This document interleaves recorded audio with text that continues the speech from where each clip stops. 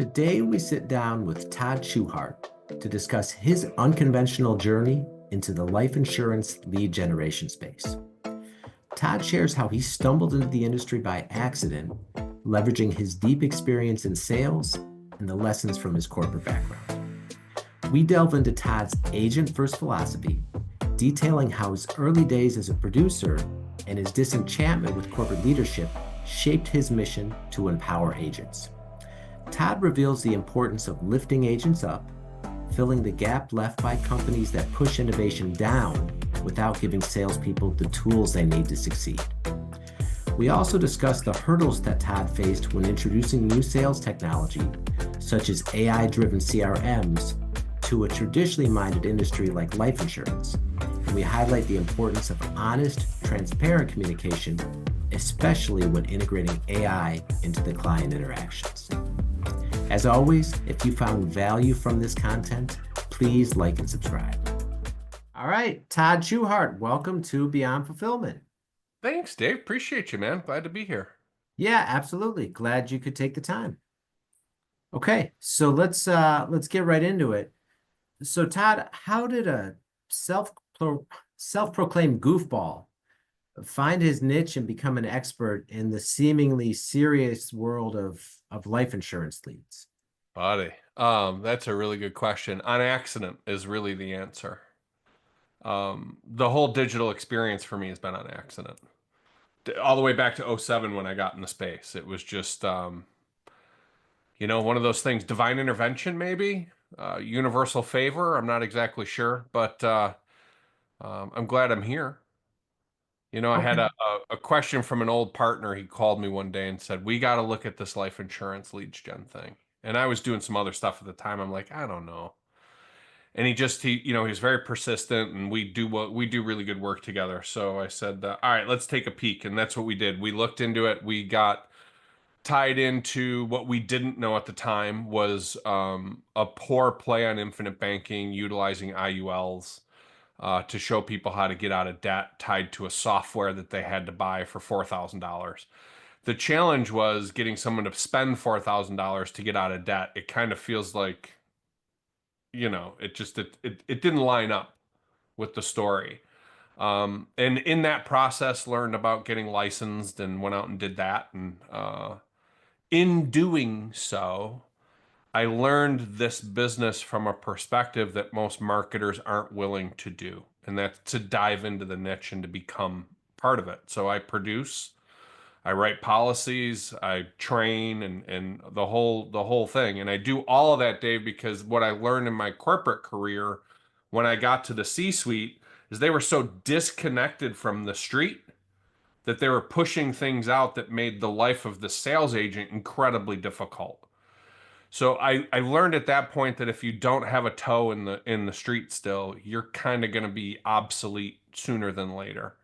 So for me, it allowed me to one get street credit with my lead buyers because I can teach you how to sell these leads. And it made our lead gen efforts actually work. Freight shippers, are you tired of dealing with unreliable freight brokers? Tired of delays, missed delivery appointments, and no one to talk to? Tired of unpleasant surprises, reclass, reweighs, and the invoice always being higher than the quote? Well, you can enjoy a better freight experience with SPI Logistics. I joined SPI as a freight agent to deliver that better freight experience to our 3PL customers. SPI has 30,000 vetted and approved carriers, all modes of transportation, so we can tailor the equipment to the shipment, and the fully trained and experienced operations team who is always available to help. And you'll get the same quality customer service that you've come to expect when you deal with me. If you've got freight to move, go to freightbydave.com. That's freightbydave.com.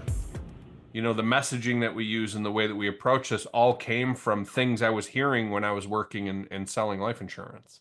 Make sense? Yeah, yeah, absolutely. Okay. So what was the pivotal moment that made you realize that the life insurance industry was ripe for innovation within the lead generation space? Yeah, good question. So again, my previous career, I was in newspaper. and I got to be part of the transition from newspaper into the digital space. And when you look at industry, there's not a lot left in the world that hasn't either innovated out of old school processes or completely gone out of business because somebody else had innovated them out of business. Google and the Yellow Pages, Netflix to Blockbuster, right? We see this over and over again as digital takes hold and does those things. And insurance was kind of one of those last major giants that hadn't evolved much past what they've been doing for hundreds of years. And then COVID hit, and Monday they did one thing, Tuesday the game changed. And for me, that was exciting. That's where I thought, oh man, there's nothing but opportunity in the space. So let's do this. We really can do some things here. And also for a guy that doesn't want to go driving around everybody's home, I really like the idea of this type of interaction. Like I'm in my shorts, I don't have any shoes on. I can see 15 people a day. If somebody no shows me, I can just go use the bathroom or my kitchen, or you know what I mean? It was really appealing. All the pieces kind of fell into place where I think the industry is ripe for innovation, and that's kind of what I thrive on. Mm, okay. So the name Razor Ridge Leads, what's the story and the philosophy behind that sharp imagery? So you think about that kind of cutting edge, climbing the mountain, finding your space and your footing and all that kind of fun stuff, is really the thought process behind all of that. Plus, I think it's a little bit more fun. You can do more of an outdoorsy nomad lifestyle kind of approach to really what this business is becoming. The days of suits and ties and BNI meetings and local networking events and Rotary clubs, does it still work? Yeah, to an extent, but it's not how you have to do this business anymore. You could be sitting on a beach, you could be sitting on a boat, you could be climbing a mountain. I've got plenty of stories of agents closing deals in some of the some of the weirdest places, and it's really kind of neat how the evolution of all the tools and the digitizing of the industry has allowed us to do that. So we really wanted to have something that we felt met um, you know, just the cutting edge and freedom of what the outdoors brings and having that type of lifestyle. Ah, okay. So you mentioned earlier your agent first approach. I mean, how did those early experiences that you had being a producer, shape this approach that you champion today? Yeah. In my corporate life, I worked so hard to get to the C-suite. And when I got there, I was so disenchanted with just the lack of understanding of what went on for the sales rep. And I'm a sales guy first. I read my first sales book in the sixth grade. I mean, I knew I was going to be a sales guy from as soon as I found out I couldn't be Ponch on chips. So I knew that I had no choice, right? That I was going to be doing this. And, you know, all that kind of comes together. And you look at what's being done in any given industry, not just life insurance, but any given industry, what's being done to the salespeople in wrapped in this thing of for. And the reality is a lot of times what's being done to them is not for them. It doesn't help them. It doesn't give them the tools and the pieces that they need to move forward. So being able to sell, I was a top producer when I was just selling insurance, when we were vetting and testing our leads. I sell every lead type before we roll it out. It gives me the ability to understand what the agent is dealing with, and then the ability to build tools, solutions, and processes around those gaps.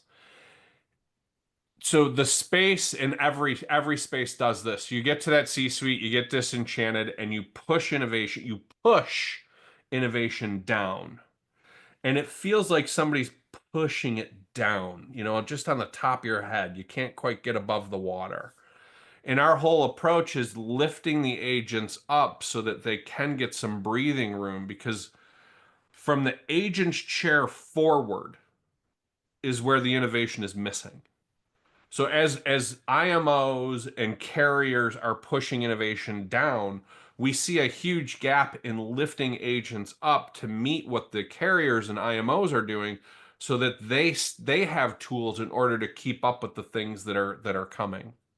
I hope that answered your question, but it's a Yeah. passion. Definitely, it's a passion-driven thing.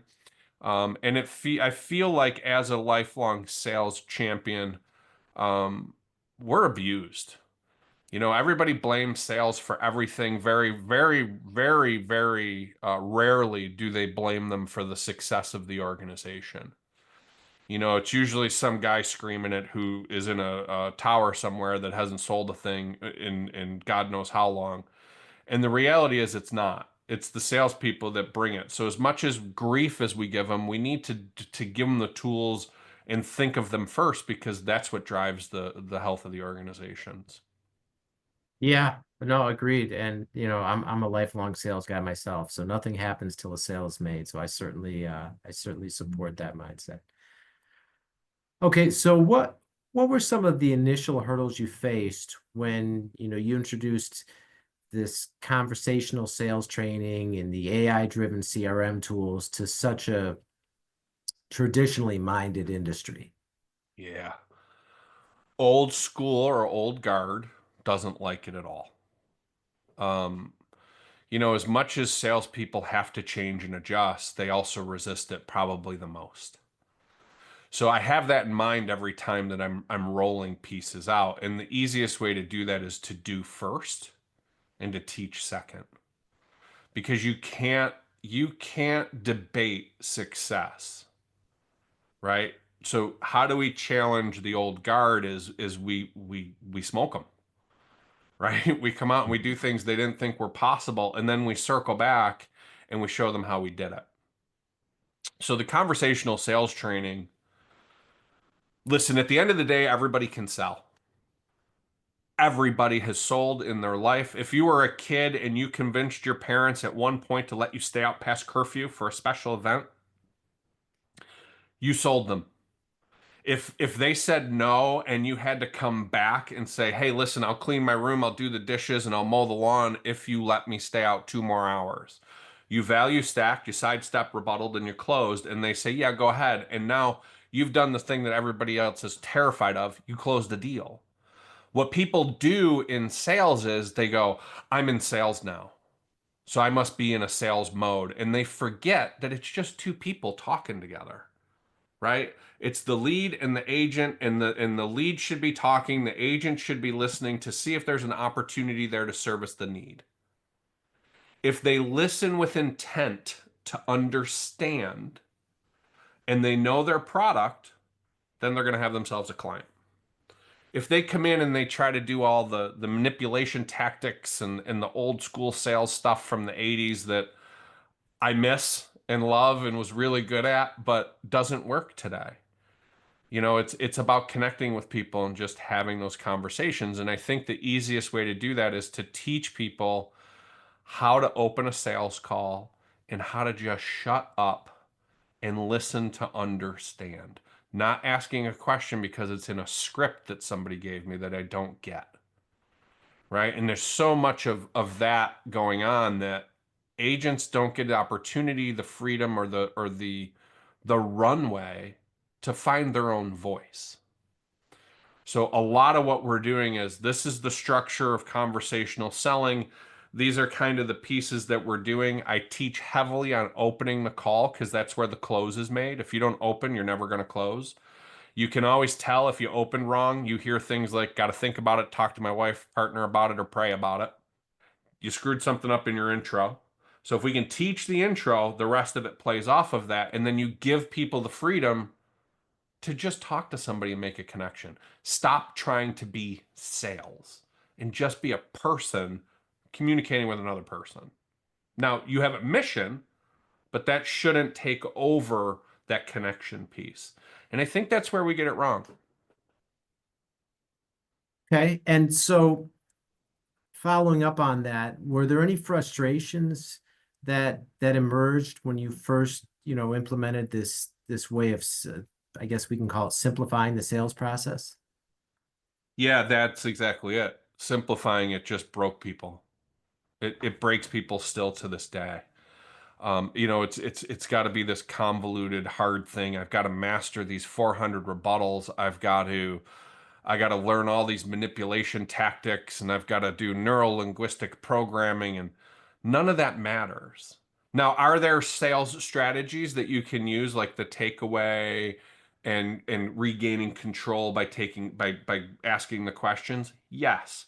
Is that anything you got to worry about right away? Not at all. This goes back to kind of like we see in digital. Digital's been an interesting thing. It's taught us a lot about people. So if you ever blog, the thing about blogging is your first blog posts are probably horrific. You've got to get in and find your voice. And it's the same thing on a sales call. You have to be doing it. You have to take practice serious.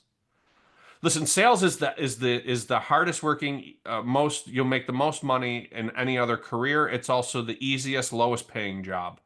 The deciding factor is the practitioner. So if you practice, like really, truly practice your craft, you can blow the doors off this thing and there's high school dropouts making $1 million a year. They practice. That's the difference. It's like anything else that you want to be excellent at, you got to put the time in. And that's where I see some resistance coming from. And people want it to be the prospecting video that they saw where it's just me on vacation having drinks. There's some things you have to do to earn those kinds of trips. So I think that, yeah, that's probably it. And then watching people fight their own demons. And then the other is always looking for the new shiny object. What's the silver bullet that's going to save me from having to do the work? There isn't one. There never will be. It's all a waste of time, energy, and effort. So put all that to the side, get in front of a mirror, and practice your open. Hey, Dave, how you doing? What got you on the call with me today? What can I help you with? What are we looking at? What'd you see in the ad that grabbed your attention? And then shut the hell up and let them talk. And you're going to learn everything you need to know to help that person protect their family. It's simple, really. Okay. And so what's one counterintuitive lesson that you've learned on your entrepreneurial journey that might surprise our listeners? Being wrong is a bad thing. Being wrong is your mission. You got to fail and you got to fail fast. So we've been taught since we were kids, the wrong answer is a bad answer. You get a bad mark, you get a bad report card, you get grounded. All these bad things happen when you're wrong. So it puts us in a state of fear of being wrong, which means we never fully commit. And the reality is, everything you need to be the best is only sitting in your failure. So the second you realize failing is the quickest path to success, is the time that you're actually going to start to blow the doors off whatever it is you're looking to do. You got to accept it and you got to embrace it and look at it as a gift. Love that. Okay.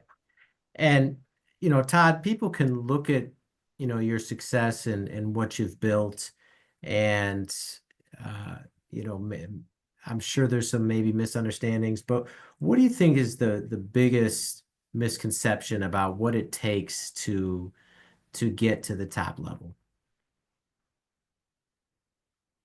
That's a good one, brother. I think people feel like it's easy. This guy did it and man, they make it sound so easy. And the reality is, until you find your voice and you find your footing and you understand exactly what it is that you're doing through hours of practice and self reflection, it's not going to be easy. It's going to be really hard and really challenging and make you feel like you want to cry and quit and clean your house instead of do everything else, right? Um, yeah, that's it, really. It's just hard. You got to do the work. If you don't do the work, you're not going to be Michael Jordan. How many people you think want to be Michael Jordan? How many kids grew up with basketball? How many kids played really great all through, their childhood and high school and even went on to play at college and never made it to the pros, right? Everybody puts in the work. They all want to be there. Not everybody is willing. I'm saying not everybody is willing to get to the point and do the things you have to do to be the top of your game. There's a reason there's one or two really good sales guys on every team and everybody else is kind of middle of the road. It's because those people have put in the time. When I'm driving in my car, I'm listening to get better. I do this still. I'm still reading sales books. I'm still on blogs. I'm still watching and listening to podcasts because I'm still learning or being reminded of things. We aren't always all going to be the best all the time. And so it's really helpful to constantly be in that mode of openness and learning. So, you got to put in the time if you want to make the money. You got to put in the time. You don't own anything in this world until you pay for it. And for us, that currency is investing in yourself and your time and giving yourself permission to fail and to move on and keep pushing forward. Does that answer that question? Yeah, yeah, absolutely. Okay, and Todd, how has the evolution of technology and particularly AI changed the landscape of lead generation, particularly for life insurance?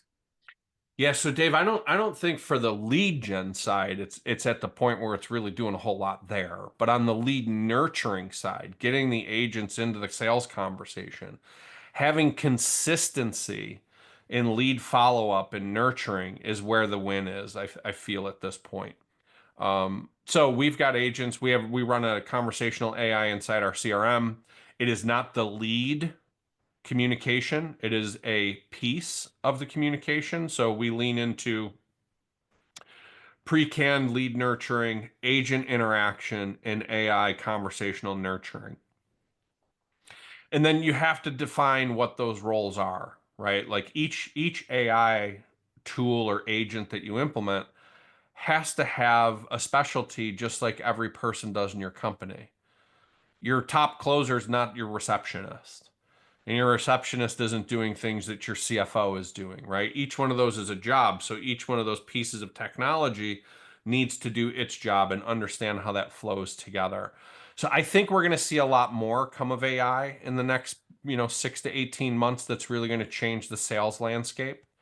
We're working on some really great tools for not just the sales piece and the lead nurturing, but the other side of the equation that really gets neglected quite often, and that's the sales training and nurturing of the agent skills. Mhm. Okay. And how would you balance the need for cutting edge technology, such as AI, with the human element that's so critical in building trust with your clients? Well, the first is you let them know it's AI, right? That we don't trick people, right? So, hey, Dave, I'm Todd's AI assistant. If you'd like to speak to Todd instead of me, I can make sure that I either transfer you over now or I can book an appointment for you to speak to him. But if you're cool with this, I have a couple questions for you so that Todd can put some proposals together. It's that type of thing, right? It's full transparency. It's not trying to pull a fast one on somebody and trick them into thinking they're talking to a person. We saw that when chatbots first came out a handful of years ago. First of all, they were horrific, right? Because it wasn't conversational, it wasn't AI driven, it was if this then that type stuff. And you'd ask a question and it wasn't trained for it, and you get an answer back and you go, okay, this isn't clearly is not a person. And then you're done because the user experience, you lost the trust. So I think it's really easy to keep the trust if you're just straight up, you're talking to AI right now. Have you talked to AI before, Dave? No? Well, cool. Let's have some fun with this. And by the way, if any point you want to speak to a human, just say so and I'll get you over to one. So what do you say? Want to go ahead to ask some questions? That type of thing. That's really it. Okay. And what's a story from your journey that really highlights the impact Razor Ridge Leads has had on an individual agent's success? It's one of my favorite things is to get the feedback from agents. We run a done for you program inside of Razor Ridge where we pretty much set up a little marketing agency for you, generating exclusive leads just for you. I can't tell you. Now, we get people like anything that will come in and completely bomb out, but the ones that work the program and understand that they've got to evolve as a salesperson and as a life agent, the ones that do, we've taken people that have struggled and turned them into top performers. You know, when you get that email that somebody made $45,000 last month on a $2,000 all-in investment and it changes their life. You get to be part of a very small piece of it, but you get to be part of that transition.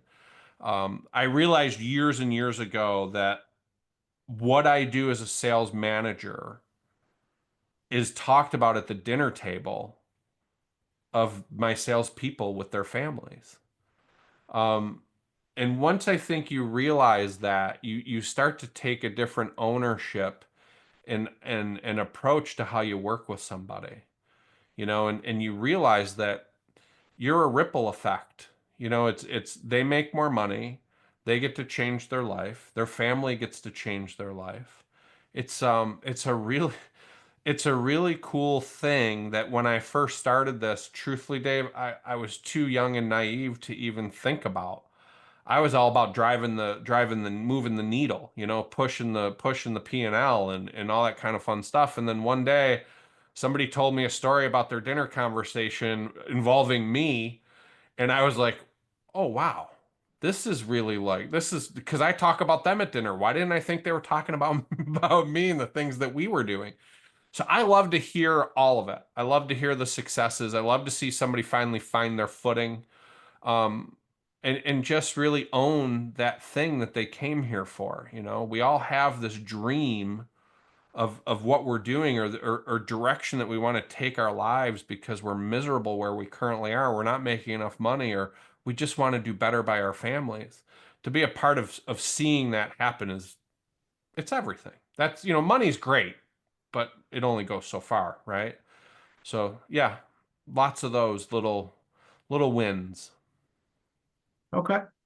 All right. And Todd, if people want to get in touch with you, learn more about Razor Ridge, or reach out for any other reason, what's the best way people can find you online?